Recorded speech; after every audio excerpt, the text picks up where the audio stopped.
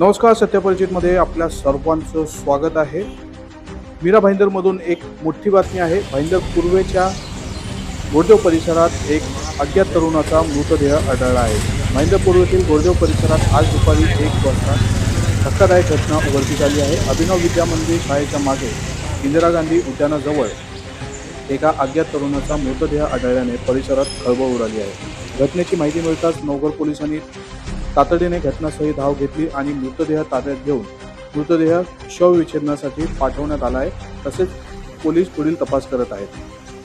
प्राथमिक माहितीनुसार मृतदेहाजवळ एक काही बॅग सापडली आहे। या बॅगेतून काही महत्त्वाची माहिती मिळते का याची तपासणी सुरू आहे। पोलिसांना अद्याप मृत तरुणाची ओळख पटवण्यात यश आलेलं नाही, त्यामुळे पोलीस विविध दिशांनी तपास करत आहेत। मृतदेह शवविच्छेदनासाठी पाठवण्यात आला असून पोस्टमॉर्टम अहवालानंतरच मृत्यूचे नेमके कारण स्पष्ट होईल। हा अपघात आहे की घातपात याचा तपास सुरू आहे। परिसरातील सीसीटीव्ही फुटेज पोलिसांकडून तपासले जात आहेत। तसेच मृत तरुणाच्या ओळखीबाबत स्थानिक रहिवाशांकडून सुद्धा माहिती घेतली जात आहे। या घटनेमुळे परिसरातील नागरिकांमध्ये भीतीचे वातावरण निर्माण झाले आहे। परिसरात यापूर्वी अशा घटना कधीच घडल्या नव्हत्या, त्यामुळे स्थानिक रहिवासी याबाबत अधिकच चिंतित आहेत।